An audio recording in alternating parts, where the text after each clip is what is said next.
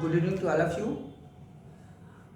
First of all, we are meeting after a very long time, after a very long pause, and now today we are going to discuss about the strategy of your upcoming UGC NET exam that is going to held on 6th December 2023, and now you have very less time, very short term of time, only 2 or 3 days left. इस समय अगर देखा जाए particularly तो आपका क्या strategy होना चाहिए, आपको किन पॉइंट्स पे हाईलाइट करना चाहिए, किस पे ज़्यादा फोकस करना चाहिए, हम लोग इसी मैटर पर मुख्यतः आज डिस्कस करेंगे. If you go through the syllabus of UGC, you find that it is a very huge syllabus.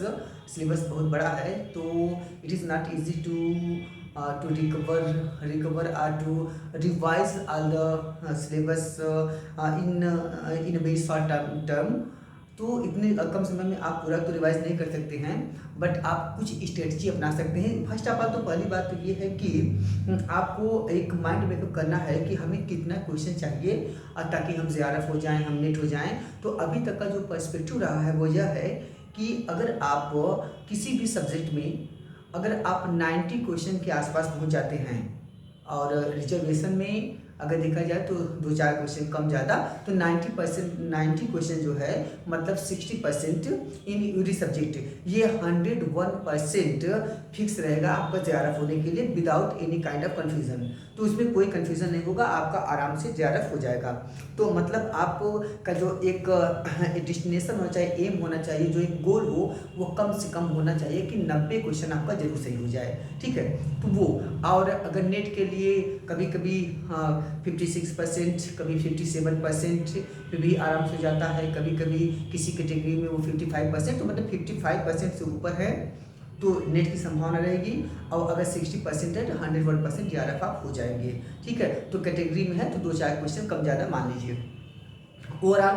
और अगर दूसरी महत्वपूर्ण चीज़ है कि इस समय आपकी स्ट्रेटजी क्या हो, तो इस समय आपकी स्ट्रेटजी होनी चाहिए कि कुछ भी आप नया न पढ़े, बल्कि आपका का पूरा जो ध्यान होना चाहिए, जो पूरा फोकस होना चाहिए, वह स्ट्रेटजिक पॉइंट ऑफ व्यू होना चाहिए. कि इस समय सिलेबस में जैसे मान लीजिए कि आप अगर हिस्ट्री देने जा रहे हैं तो हिस्ट्री में आपको क्या करना है, आपको हिस्ट्री में इस समय ये करना है कि एक तो हिस्टोग्राफी है यूनिट 10, तो हिस्टोग्राफी में आप पूरा तो नहीं रिवाइज कर सकते. जैसे आप पढ़ लीजिए मार्क्सिज्म क्या है, तो मार्क्सिज्म में कौन कौन से प्रमुख इतिहासकार हैं जो मार्क्सिस्ट हैं, कौन कौन से भारतीय इतिहासकार हैं जो मार्क्सिस्ट हैं. ऐसे क्वेश्चन पूछिएगा. निम्नलिखित में कौन से मार्क्सवादी इतिहासकार नहीं हैं. ठीक है, मार्क्स की निम्नलिखित में कौन सी थ्योरी नहीं है. ठीक है, तो मतलब है कि एक प्राइमा फेसी जो होता है, एक ओवरऑल पर्सपेक्शन जो होना चाहिए, उतना ही आपको इस समय ध्यान देना है. जैसे निम्नलिखित इतिहासकारों में कौन सा इतिहासकार सबल्टन अप्रोच ऑफ हिस्ट्री या उपाश्रय इतिहास लेखन से संबंधित नहीं है. निम्नलिखित इतिहासकारों में कौन सा इतिहासकार उत्तर आधुनिकतावाद पोस्ट मॉडर्निज्म से संबंधित नहीं है. ठीक है, तो वो ध्यान दीजिएगा कि नहीं है कि है, इनमें से कौन कौन है. तो एक क्वेश्चन को पढ़ने समझने का भी आपका जो व्यू होना चाहिए वो बहुत ही सिस्टमेटिक होना चाहिए और बहुत ही क्लियर होना चाहिए. दूसरी महत्वपूर्ण चीज़ है कि हिस्टोग्राफी के जितने भी, जैसे कई बार क्वेश्चन पूछा गया है एनएलसी स्कूल ऑफ थॉट क्या है, पोस्ट मॉडर्निज्म कई बार पूछा जा चुका है, कैम्ब्रिज स्कूल ऑफ थॉट के कौन कौन लोग जुड़े हैं, संबंधित हैं, ये आप जरूर ध्यान दे दीजिएगा. उसके बाद ऐतिहासिक वस्तुनिष्ठता में कौन कौन से बाधक तत्व हैं, कौन कौन से सहायक तत्व हैं. हाँ, तो हर चीज़ नहीं पढ़ना है, बस कुछ खास चीज़ों पे आपको हाईलाइट करना है. अगर आप हिस्ट्री के ओवरऑल सिलेबस पे जाएं तो ओवरऑल सिलेबस में अगर हम जाएं तो आपको क्या ध्यान देना है, आपको ये ध्यान देना है कि ओवरऑल सिलेबस में आप इस चीज़ का ध्यान दीजिएगा कि जैसे पहला है आपका स्टोन एज कल्चर है, तो स्टोन एज कल्चर में आपको क्या पढ़ना है कि पैलियोलिथिक क्या है, लोअर पैलियोलिथिक क्या है, मिडिल पैलियोलिथिक क्या है, अपर पैलियोलिथिक क्या है, मेसोलिथिक एंड न्यूलिथिक, इनके साइट्स कहाँ कहाँ पे हैं. और उसके बाद जो कोई भी साक्ष्य पूछा गया, कोई भी आर्कियोलॉजिकल साइट्स पूछा गया, कोई फैक्ट पूछा गया, तो किस काल से पर्टिकुलर संबंधित है, एकदम फिक्स होना चाहिए, एकदम क्लेरिफाइड मोड में होना चाहिए कि आपको पता हो कि मेसोलिथिक साइट्स है कि ये पैलियोलिथिक साइट्स है। ऐसे दूसरा महत्वपूर्ण तथ्य क्या पूछेगा, निम्नलिखित में नव पाषाण काल में मानव जीवन में कौन सा परिवर्तन नहीं हुआ, तो आपको पता होना चाहिए। दूसरा कैल्कोलिथिक साइट्स, अगर ताम पाषाण काल क्या है, ताम पाषाण काल के प्रमुख स्थल कहाँ कहाँ पे हैं, जोरवे कहाँ पे है, कायथा कहाँ पे है, मालवा कहाँ पे है, गणेश्वर कहाँ पे है, ये संस्कृतियाँ जो हैं इनमें कौन कौन से साक्ष्य मिलते हैं। उसके बाद ये किस प्रांत में कौन सा कैल्कोलिथिक साइट्स ताम पाषाण कालिक स्थल है और किस स्थल से क्या मिला है, इनको ध्यान दीजिएगा। फिर जो आयरन साइट्स हैं भारत में, मतलब जो आपके बेसिकली लौह संस्कृतियाँ हैं, वो लौह संस्कृतियाँ कहाँ कहाँ से प्राप्त हुई हैं और उनमें कौन कौन से मुख्यतः आपके तथ्य प्राप्त होते हैं, उनको ध्यान दीजिएगा। और एक मेगालिथिक साइट्स, मतलब आपको पहले स्टोन एज कल्चर में आपको ध्यान देना है palaeolithic under the all the parts of the palaeolithic, mesolithic, neolithic, chalcolithic, megalithic and iron sites of Indian history, इन सबको आपको ध्यान देना है। इसके बाद फिर आप अगर इसके बाद हड़प्पा सभ्यता में देखिए, हड़प्पा में आपको क्या ध्यान देना है, प्री हड़प्पन साइट्स, कुल्ली है, नाल है, झाब है, सुतकाको है, कालीबंगा है, लोथल है। हाँ, तो मतलब प्री हड़प्पन साइट्स कौन कौन से हैं। उसके बाद मेच्योर हड़प्पन साइट्स, मतलब हड़प्पा सभ्यता के कौन कौन से प्रमुख स्थल हैं, किन किन नदियों के किनारे स्थित हैं, कहाँ कहाँ पे एक्सप्रेशन हुआ है, इनके विस्तार का क्रम क्या है। हाँ, और उसके बाद किस स्थान से कौन से पर्टिकुलर आपके आर्टिफैक्ट्स पुरावशेष प्राप्त होते हैं। एंड अगला आपका जो है उत्तर हड़प्पाई स्थल, जिसे आप कहते हैं later Harappan phase, later Harappan sites, इनको आपको याद करना है। उसके बाद फिर आप आगे जब बढ़ेंगे तो इसमें क्या होगा, अगर महाजनपद में कुछ खास है नहीं, अगर महाजनपद आएगा तो महाजनपद और उनकी राजधानियाँ, ठीक है, या महाजनपद और उनके प्रमुख शासक को मिलाने के लिए आ सकता है। आगे थोड़ा सा बढ़ेंगे तो मेन आपका आएगा मॉडर्न एज में केवल और केवल पढ़ लीजिएगा मॉडर्न एडमिनिस्ट्रेटिव सिस्टम, उसमें जितने भी अधिकारी हैं, समाहर्ता है, सन्निधाता है, अकाराध्यक्ष है, गणिकाध्यक्ष है, लक्षणाध्यक्ष है, ठीक है। तो ये जो अध्यक्ष हैं या मंत्री हैं, उनसे संबंधित कौन सा विभाग है, ये 100% एक क्वेश्चन कम से कम आएगा। दूसरा, जो अशोक के इंस्क्रिप्शंस हैं, अशोक के जो इंस्क्रिप्शंस किन साइट से प्राप्त हुए हैं, उनको ध्यान देना है। और दूसरी बात, अशोक के इंस्क्रिप्शंस में खासकर जो 13वां इंस्क्रिप्शन है, शिलालेख है, उसमें जो 5 विदेशी राजाओं का उल्लेख मिलता है, ठीक है, अंत्योक, अंतकिनी, तुर्मय, मग, एपिरस जो है, वे कहाँ के राजा हैं और राजाओं का नाम, इनका क्रम क्या है। और जो अशोक ने अब वो जो प्रमुख धम्म प्रचारक भेजे थे, ठीक है, तो धम्म प्रचारक में क्या करना है, धम्म प्रचारक में जैसे कि आपका मध्यम है, मध्यंतिक है, मरक्षित है, महारक्षित है, धर्मरक्षित है, उत्तर और सोन है, महेंद्र और संमित्रा हैं, ये कहाँ गए थे, ठीक है, कहाँ गए थे और उनके जगह के नाम, ठीक है, तो जगह के साथ मिलाने को आ सकता है, उनको याद करिएगा। इसके बाद फिर आप आ जाइएगा लेटर मॉडर्न फेज में। लेटर मॉडर्न फेज में कहाँ पे इंपॉर्टेंट है, वह है आपका जो हिंद यवन है, शक है, कुषाण है, पहलव हैं, इनमें से जो शकों की जो भारत में शाखाएं थी, जैसे तक्षशिला के शक, उसके बाद आपके आ गए मथुरा के शक, उसके बाद आपके मालवा काठियावाड़ के शक, उसके महाराष्ट्र के शक, इनके संस्थापक कौन हैं, इनकी राजधानी कहाँ कहाँ है, बस प्रमुख। उसके बाद फिर हिंद एवं जो भी रूलर्स हैं, इनके क्वाइंस कई बार पूछा गया है, तो उनके क्वाइंस पे भी थोड़ा सा आप ध्यान दे सकते हैं। एंड इसके बाद लेटर मॉडर्न फेज के बाद आप सीधे चले जाइएगा, उसके बाद आपका जो अगला मुख्य टॉपिक हो सकता है वो है गुप्ता फेज।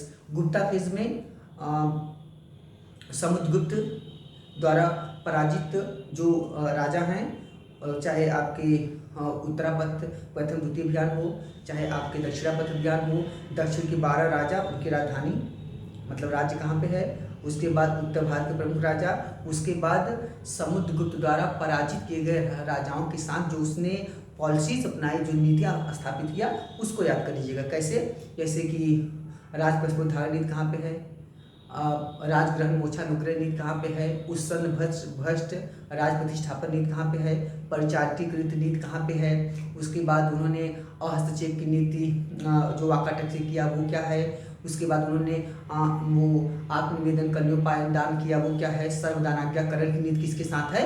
तो ये नीति जो है ये भी आपको आ सकता है, तो एक ये भी महत्वपूर्ण आपके क्वेश्चन हो सकते हैं। इसके बाद फिर गुप्ता के बाद हर्षवर्धन में कई बार कभी कोई भी क्वेश्चन आए हैं, तो हर्षवर्धन में बहुत ज़्यादा तो वैसे नहीं है, तो वो आप देख सकते हैं अगर आपका टाइम है। और उसके बाद फिर चले जाइए आप पूर्व मध्यकाल में सामाजिक आर्थिक जो परिवर्तन हुआ है, कुछ कंसेप्चुअल क्वेश्चन हो सकते हैं। और अदरवाइज फिर आपका जब इस्लाम का आगमन होता है, खासकर मोहम्मद गजनवी के आक्रमणों का क्रम, ठीक। उसके बाद दिल्ली सल्तनत के राजाओं का क्रम, दिल्ली सल्तनत के राजवंशों का क्रम, गुलाम वंश, खिलजी वंश, तुगलक वंश, सैयद वंश, लोधी वंश।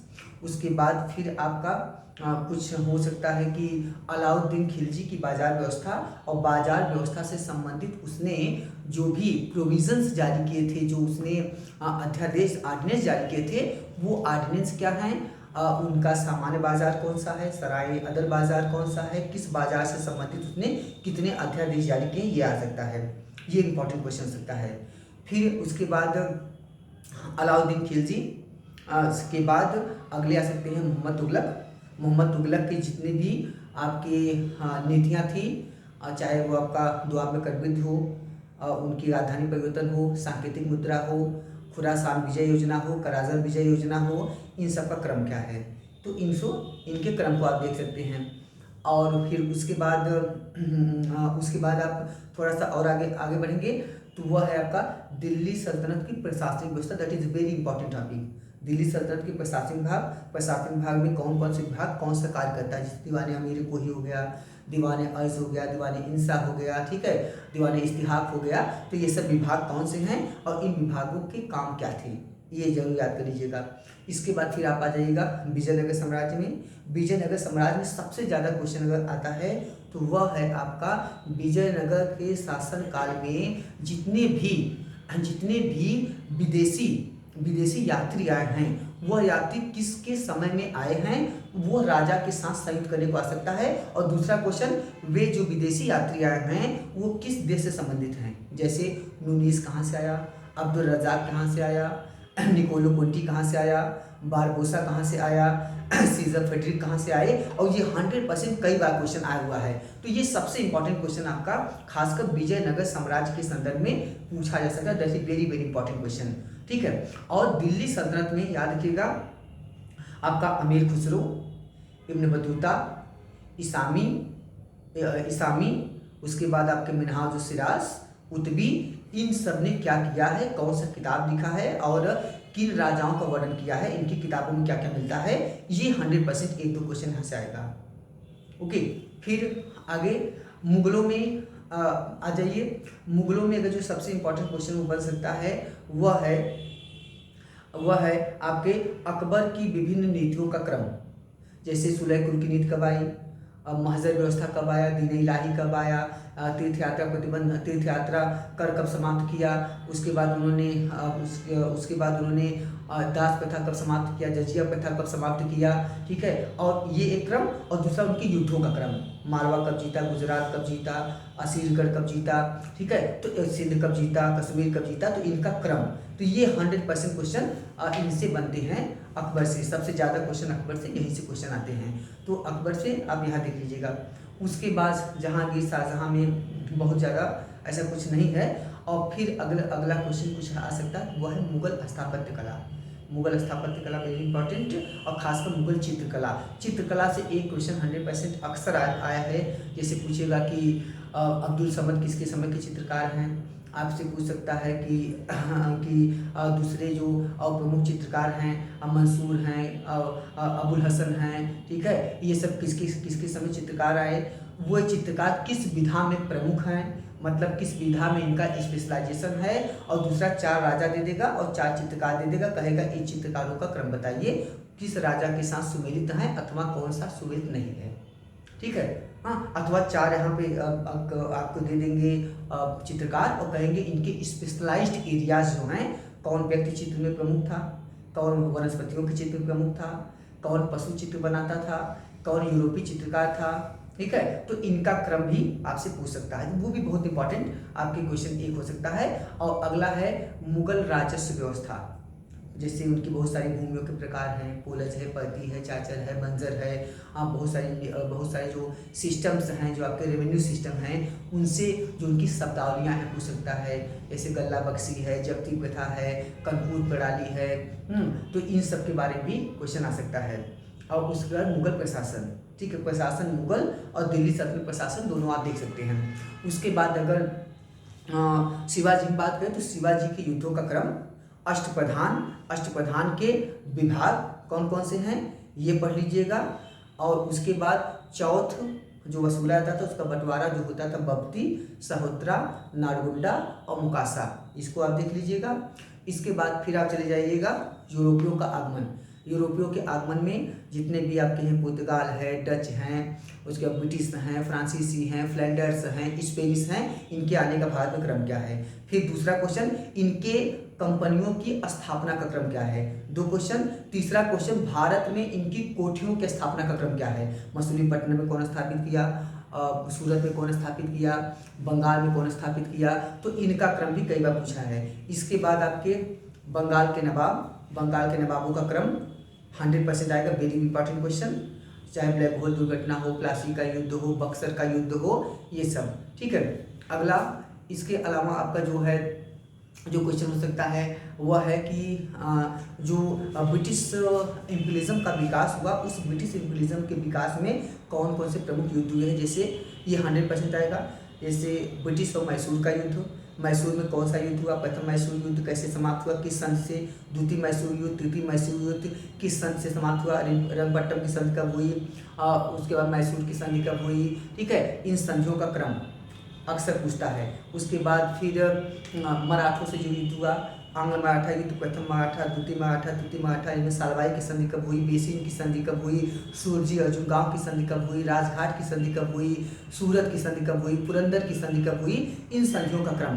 पुरंदर की संधि 2 हुई है, याद रखिएगा, एक आपका 1776 में हुई है, एक आपका हुई है 1500 उनके समय, शिवाजी के समय में आपका 1665 में, ठीक है। तो पुरंदर की संधि में उस समय क्या हुआ था, ये कौन सी संधि थी। इसके बाद तो आंग्ल मराठा युद्ध, आंग्ल मैसूर युद्ध, उसके बाद आंग्ल सिख युद्ध जो हुआ है, आंग्ल सिख युद्ध में जो छोटे छोटे युद्ध हुए हैं वो युद्ध, उन युद्धों का क्रम क्या है, ठीक है। जैसे कि औरंगजेब के समय कई बार क्वेश्चन आया है कि जो औरंगजेब के समय जो उत्तराधिकार युद्ध हुआ है उनका क्रम बताइए, बहादुरपुर का युद्ध, धर्मद का युद्ध, सामूगढ़ का युद्ध, ठीक है, खजुआ का युद्ध और देवराई का युद्ध, इनका क्रम बताइए। और फिर पूछेगा इन युद्धों में कौन कौन लड़ा था, ठीक। तो मतलब एक स्ट्रेटेजिक जो पॉइंट आप व्यू है उसी पे आपको जितने भी आधुनिक काल में संधि हुए हैं, समझौते हुए हैं।